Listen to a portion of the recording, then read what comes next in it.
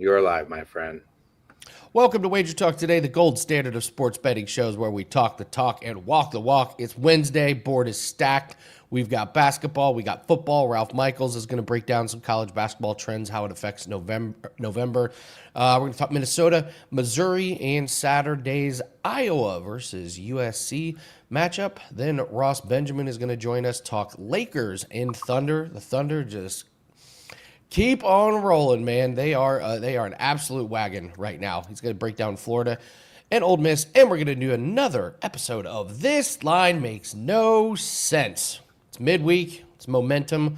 Let's keep stacking winners. I know you guys like to get a little steam report when Yanni is off, so clearly the biggest move is going to be this Cleveland and Miami game.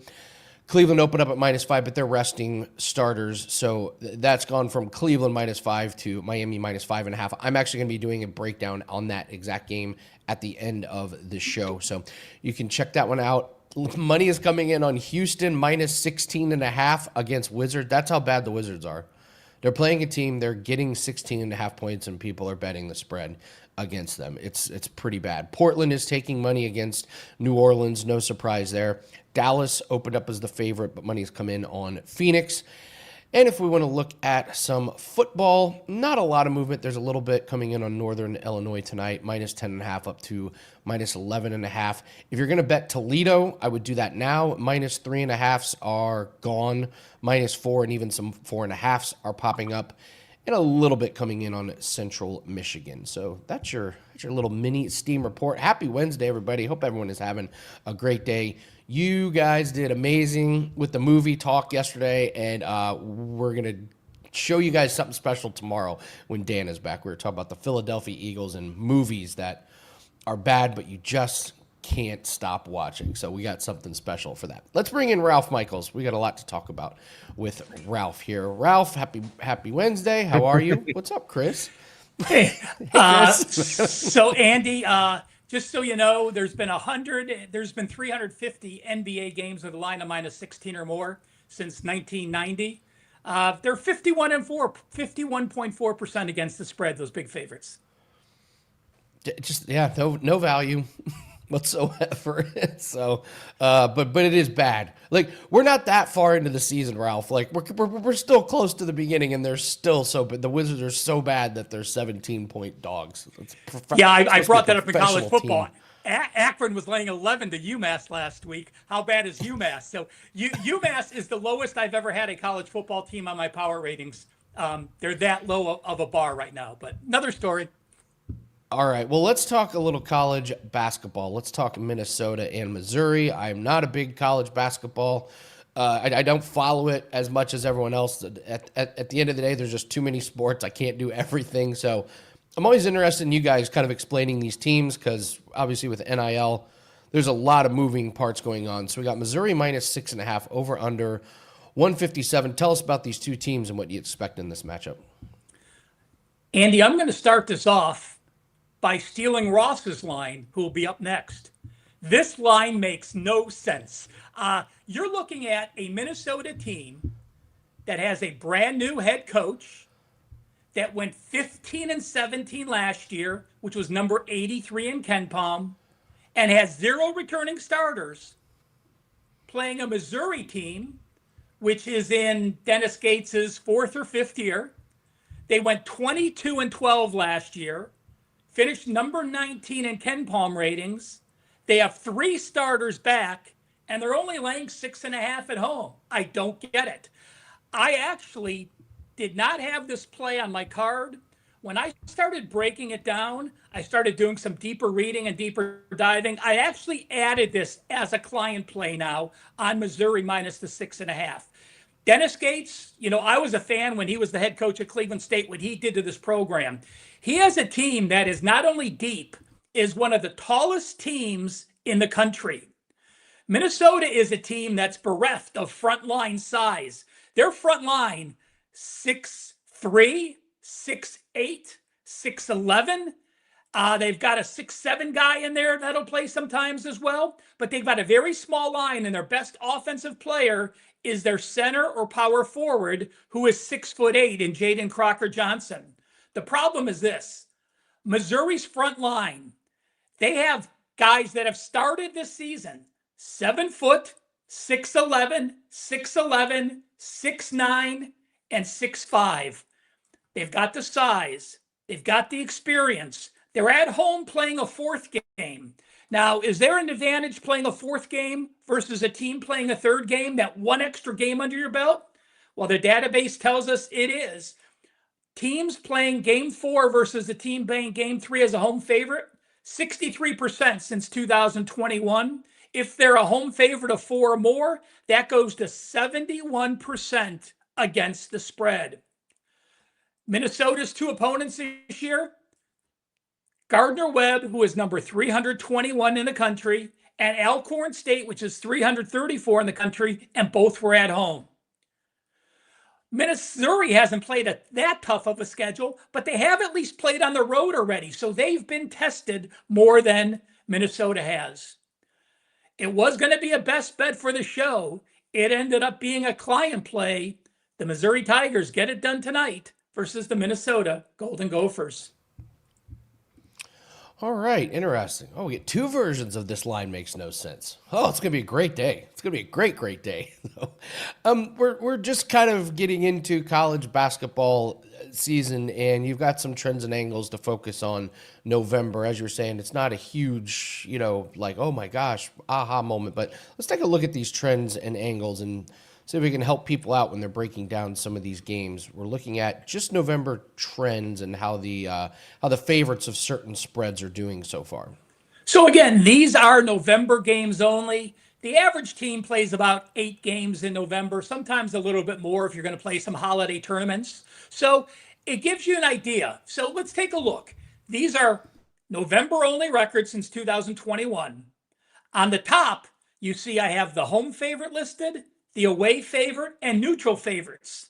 Down the left-hand side, the top line are all favorites. Home favorites, away favorite, neutral favorites. Then I have favorites of 7 or more, favorites of 14 or more, favorites of 20 or more, or favorites of 30 or more. So take a look at home favorites, Andy, in November. Small home favorites, basically 50%.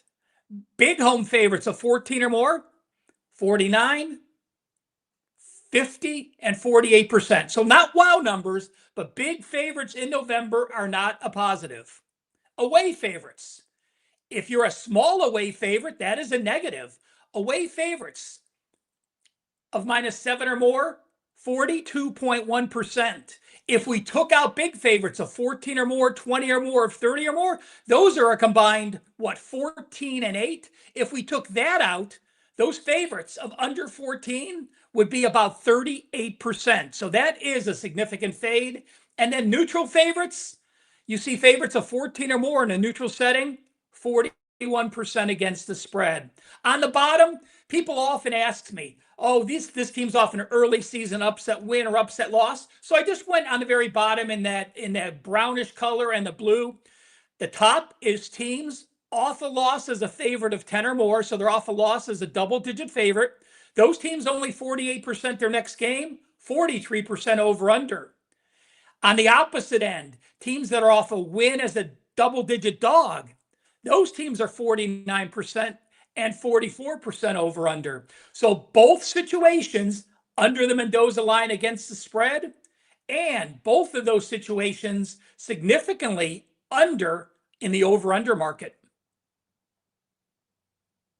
All right, so we just got to be careful with some of these favorites. It's not the obvious trends, and yeah, you're looking at some of these dogs here. And remember, early in the season, teams that are ranked, we know what of a pot shot that is, right? Those are just coaches that have no idea what teams are going to do. All of a sudden, they throw up a team because of last year's rankings, and they were ranked. So early in the season, you get some fake records. When I run those AP ranked teams or those double-digit favorites that lose later in the year, it does become stronger because it becomes a legitimate situation.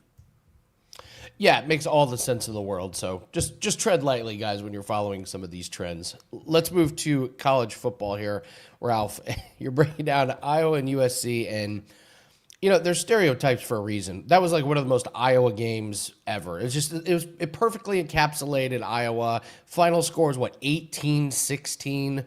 Just this slow, like classic Midwest Iowa. Now they're going on the road here. They're going out to California. So, what do you make of Iowa and USC?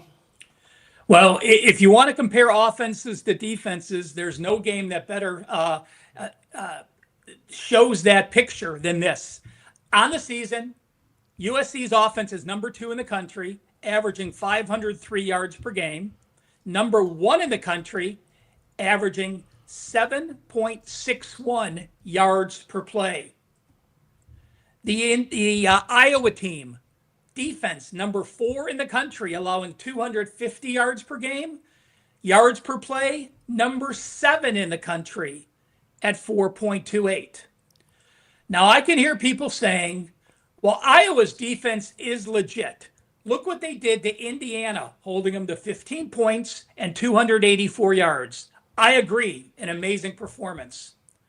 Look what they did against Oregon, holding Oregon to 239 yards and 16 points in that 2-point loss. Again, I agree, an incredible situation. Those are offensive numbers. My apologies. Indiana had 337 yards and Oregon had 373 yards. My apology, I gave you Iowa's offensive numbers. But the difference is the Indiana game against that elite offense and the Oregon game against that elite offense were both at home in Kinnick. It is so much different for Iowa to go on the road. Their only road games this year at Iowa State, at Rutgers, they allowed 400 yards at Rutgers, and at Wisconsin, they allowed Wisconsin. They did shut out Wisconsin, but again, that is the Wisconsin offense. Iowa is going to struggle with their defense on the road against this elite offense. When I look at the rankings, Iowa, all defense, no offense. The difference is this. The USC defense is actually very solid. They have played very well. They're number 40 in the country, holding opponents to under their season average. And if we want to look at late season games where both teams are ranked from week number 8 and later, home favorites of 3.5 or more when both teams are ranked and they're the higher ranked opponent, 118 and 70 against the spread. That is 63%. USC gets it done at home. They score well. I'm actually going to look to play the USC team total, and I like USC as well. Iowa will be struggling this week on the road. By the way, it's their second road game in 6 games, and the only other road game they played was against the decimated Wisconsin program, which they scored 37 points and shut them out. Iowa goes down. They get their 4th loss. USC still in the chase. All right, great breakdown. Yeah, I'm not playing Iowa on the road. No chance. Ralph, you in the pen. What do you have up at WagerTalk? College football, number 1 the last 4 weeks, number 1 the last 5 weeks, 5%, 12 and 2. I'll have one for this Saturday as well. But again, 2 options. The Weekend Warrior for $49, or this week, any capper at WagerTalk. Basically, you're getting a free 3-day all-access pack, which is $69, because our 7-day all-access for $99 is now bumped up to get 10 days for $99, under $10 a day. No coupon needed. That's the way to go to get the end of this weekend, taking you all the way into next week. 10 days of football, basketball, and NHL for under $10 a day. Great segment, Ralph. Thank you very much. Great trends, great breakdowns. Take a look at that Weekend Warrior for Ralph Michaels. Thank you so much for joining us. And thank you to everybody in the chat. If you could take a quick second, hit that like button. And we had a question about college basketball props. Andy, I know it's football talk. Curious if anyone on your team or someone else at WagerTalk does college basketball props. Looking to learn more for some contests out there. Yes, I do look at college basketball props. For what we do, what makes it hard is there's just not enough books that put them out there.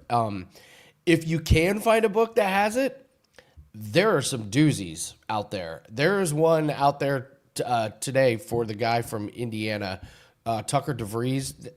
BetMGM put him out at 1.5 made threes. This is pretty much all this guy does. Like, he's averaging 5 makes in his first 2 games. Like, this, it's all this guy does is take threes. But it's like minus 200, and it's only available on one book. So, yeah, I look at some of these props, but unfortunately, it's just not been good enough and available enough to try and make them actual plays. But yeah, you can find some really soft lines.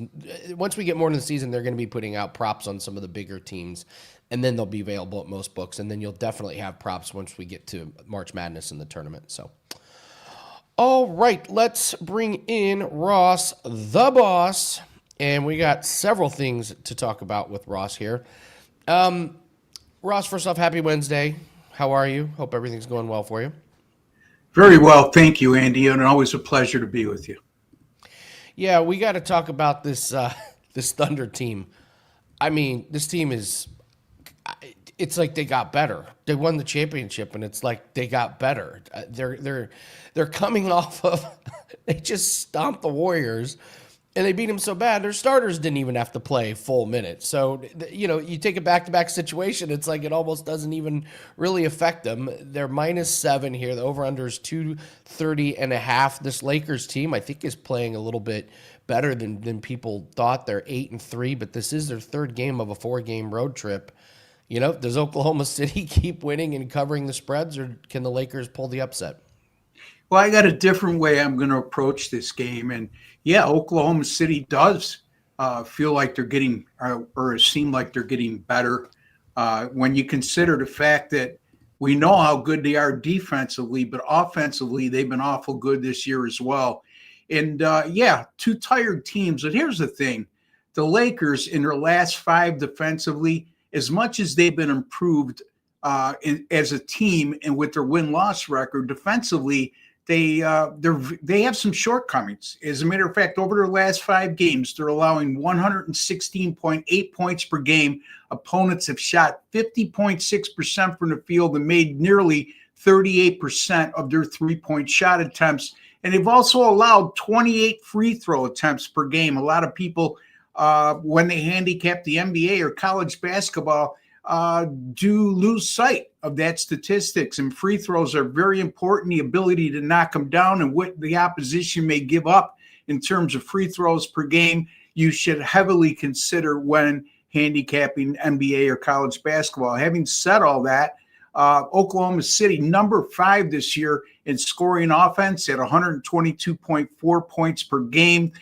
Speaking of the last 5, Oklahoma City over their last 5 games, averaging 125.6 points, shooting 49%, also 38% from beyond the 3-point line, and they're averaging 26 free throw attempts per game. Now, here it is with the free throws. The Lakers giving up a lot of free throws lately. Oklahoma City getting to the free throw line a lot in recent games. Oklahoma City, number 1 in the NBA when it comes to free throw percentage. They are knocking down 86.2% of their free throws to start the season. Just incredible. Oklahoma City's also number 6 in offensive efficiency. I'm going to look at the team total here of Oklahoma City, which is 118.5. And I think you guessed it by now, folks. Oklahoma City over their team total of 118.5 against the LA Lakers. Yeah, it makes sense. Lakers playing better, but the defense certainly can be exploited. So, I wanted to ask you, the Bills are your team, right? Yes, they are. Yeah. All right. What's your take on the Bills, where they stand right now? It's easy to kick somebody when they're down, and they're certainly down after that performance. But, I think I mentioned it before the Kansas City game. Even though they won that Kansas City game, look, there's nobody on the outside, meaning their wide receivers, that can stretch the field. And their intermediate passing game is non-existent. And teams are catching on to that. And their defense, every time they seem like they're improving, 3 or 4 players get injured in a game. And then there's 4 to 5 players not available, key players, it seems like every week. I might be a little bit of exaggeration in terms of player availability defensively, but I don't think I'm far off. I mean, you look at the fact they lost Michael Hoyt for the season. Their free agent acquisition was playing very well. Ed Oliver, torn bicep. He's out probably until the playoffs if they make it, which is no longer a certainty the way they're playing right now. And you also look at their secondary. Their cornerback Benford has been banged up. Their linebackers seem to be a revolving door because of injuries. And again, their running game's very good. Their offensive line's very good. We know how good Josh Allen is, but without somebody to stretch the field offensively, and they failed to pull the trigger at the trade deadline, which is very disappointing. I don't think this team is even close to Super Bowl caliber as we speak. I couldn't agree more. Yeah, you're right. Teams have figured out that they're not getting over the top with us. We can just focus on that short yardage, and it really does stink for you guys because that defense on paper should be good, and then just injuries galore. It's like, well, this isn't the defense that you guys had before the season. So I personally think, Andy, if I could just interject, I'm sorry to interrupt you, but I think Bobby Babbitt, the defensive coordinator of the Bills, I said it last year, and it's even more apparent this year. I think he's in a little over his head, and I think that's cost the Bills a lot. You see that Sean McDermott is now starting to take over some of the defensive play calling, and that's writing on the wall to me.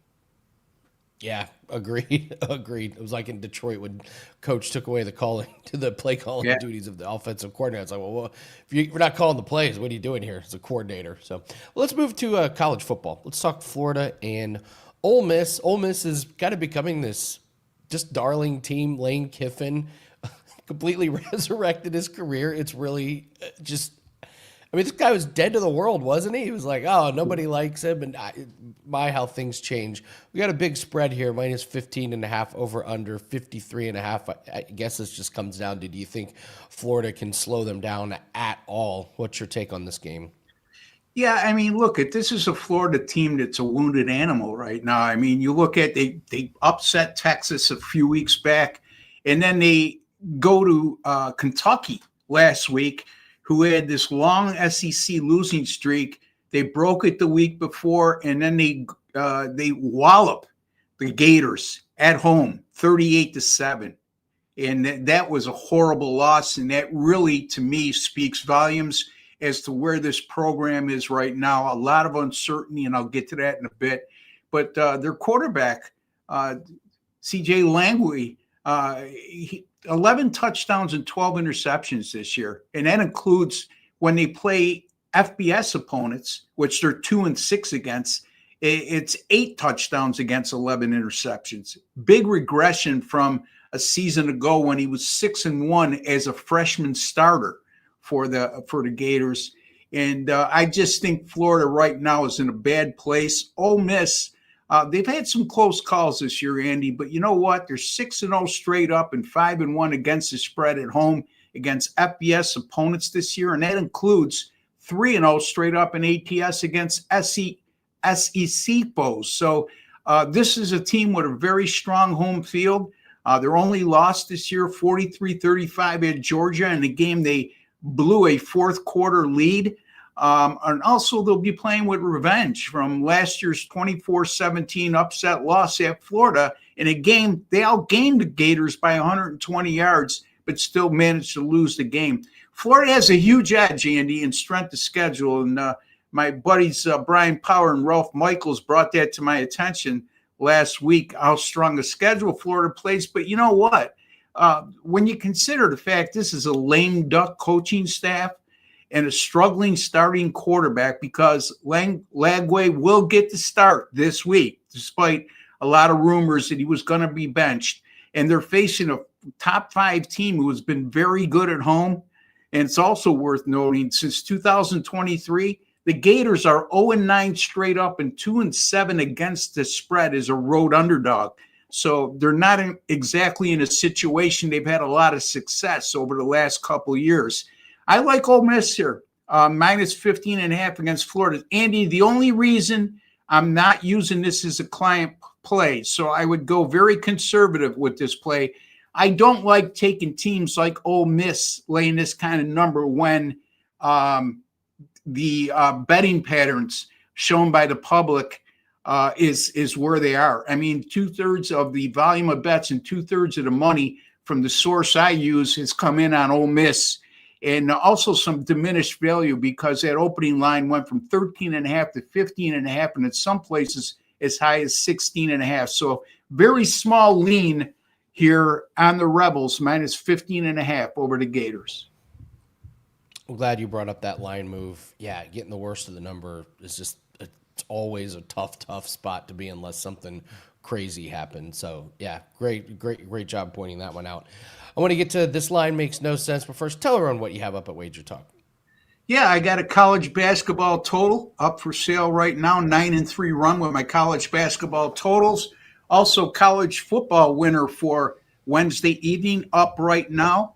And college football, number 2 this year, number 1 last year, number 2 in 2023. You get the gist of that, folks. Very consistent and very high win percentage in college football over the last 3 seasons. So you got both of those up for sale right now. Don't forget the Weekend Warrior package, $49. Saturday college football, Sunday the NFL, Monday NFL. It includes all 5% best bets. And by the way, last week, 2-0 with my college football and NFL 5% best bets. I should say 2-0 combined. Now, after 8 straight winning weekends, I should say, or 7 straight winning weekends with the Weekend Warrior package, I've took a loss the last 2 weeks. But, folks, I'm transparent. We don't win all the time, but I'm going to win this week. So take advantage of that $49 offer, Weekend Warrior special. And this year, number 3 in NFL college football combined at WagerTalk as well. And NBA, like I said, off to a 9-3 start to the season and on a 22-8 roll dating back to last season. You got me fired up now, Ross. We're winning this week. Let's go. Let's go. Sure, We're we winning are this week. win. Calling our shots. Let's go. All right, let's do this line makes no sense. And you're coming over the top with this one. I love this one. Talk to us about what line makes no sense.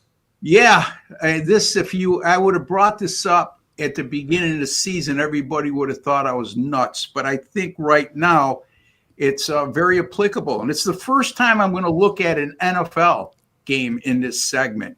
So right now, the Kansas City Chiefs are a 4-point favorite on the road against Denver. Like I said, if I would have told you this line makes no sense at the beginning of the year, you would have told me, how did you become a professional handicapper? But now looking at both teams' resumes this season, Denver leads the AFC West with an 8-2 record. They're 3 games ahead of the Kansas City Chiefs. The Broncos are also on a current 7-game win streak.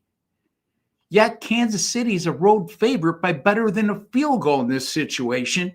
And by the way, when you look at Denver and you think this is a great home underdog value with what I just said, really examine the whole thing in all, because 5 of their last 6 wins during this current win streak have come by 4 points or fewer, and they've been masters at coming back late in fourth quarters to win games. They barely got by last week against the Raiders, 10-7. That's not a very good Raiders team, and that game was at home as well. They're 8-2, but they're just plus 6.2 point per game differential. For an 8-2 team, that's not great. Now, remember, here's the thing with Kansas City. 9-0 straight up in ATS in their last 9 games as a favorite of 2.5 to 7 points when coming off a loss. The last time they played was 2 weeks ago when they went to Buffalo, looked terrible in a 28-21 loss against the Bills. But remember this, who's one of the best head coaches in the NFL, in NFL history for that matter, when coming off a bye? Yes, sir. You guessed it, Andy. It's Andy Reid of the Kansas City Chiefs. He's 22-4 in his head coaching career with Philadelphia and Kansas City following a bye week. And Kansas City 5-4, but all 4 losses, Andy, by 7 points or fewer. So this team is a lot better than the record indicates. And after a loss and coming off a bye week, watch out for them wounded Chiefs. 22-4 off of a bye is like, it's insane.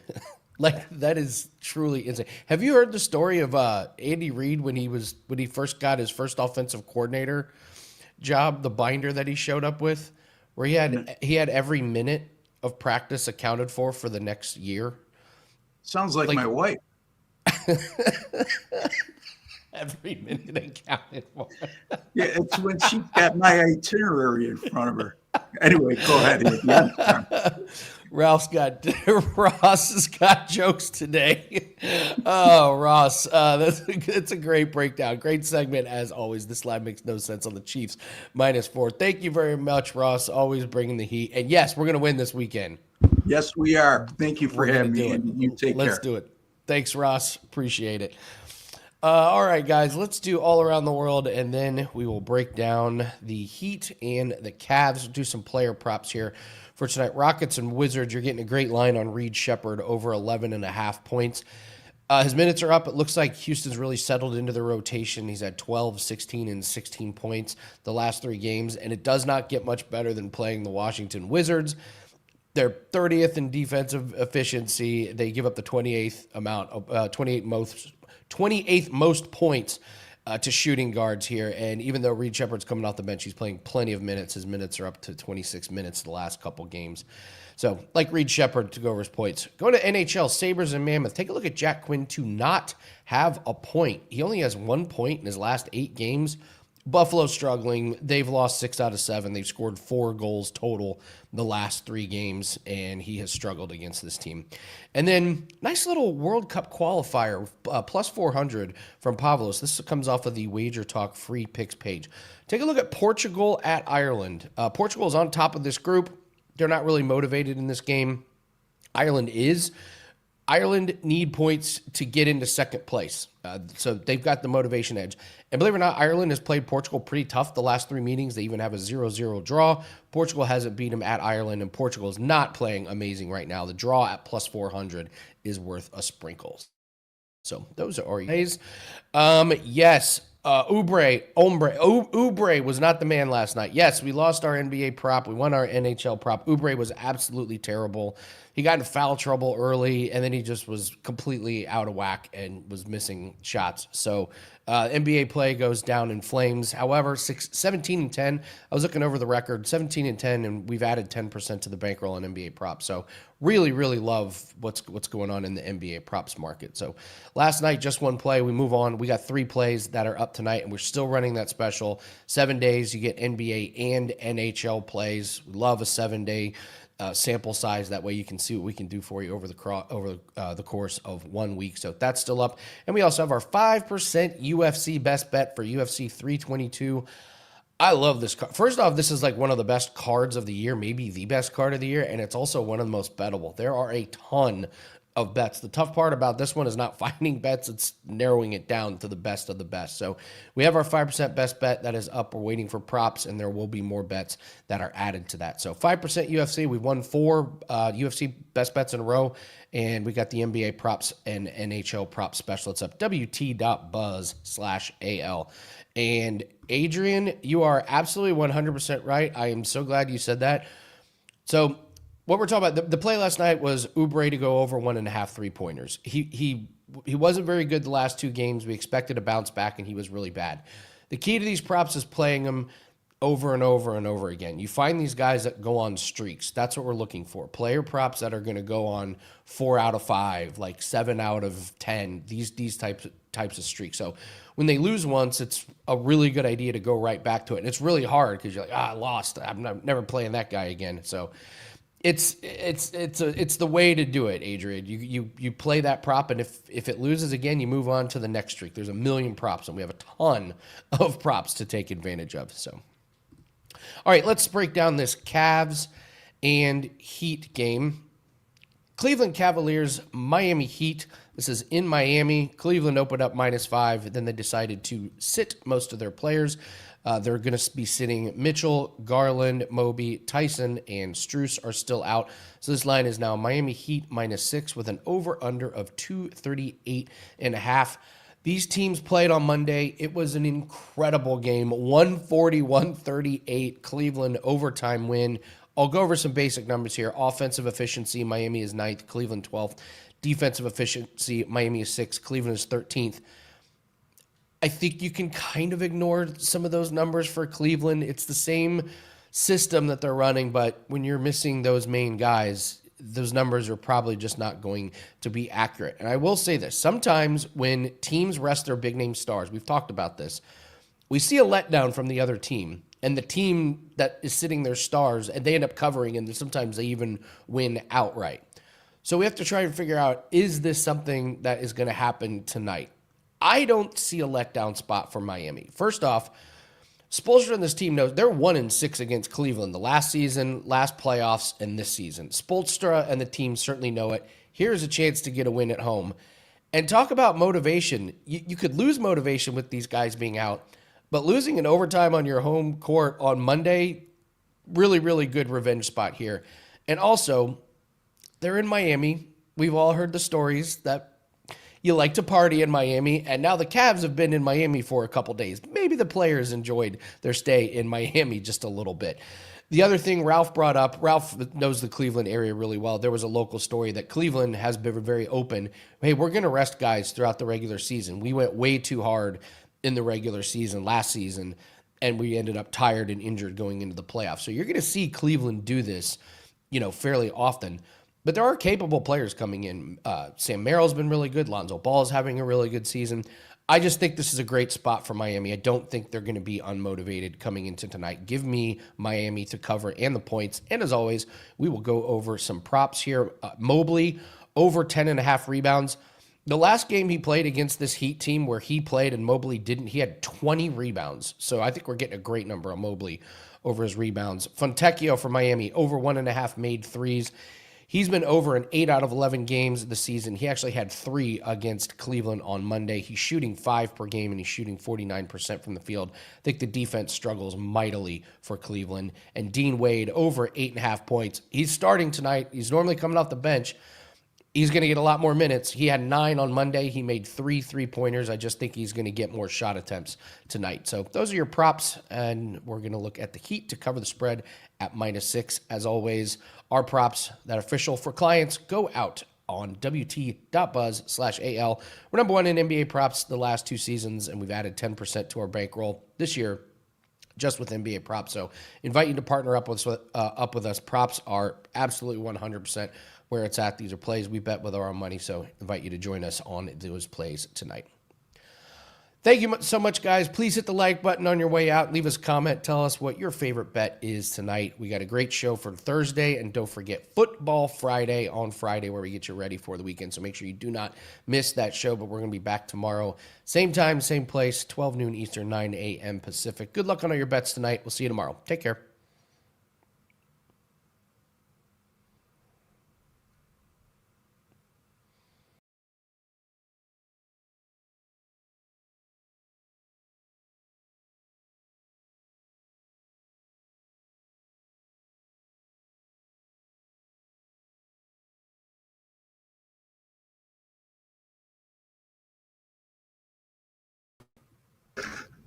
Good.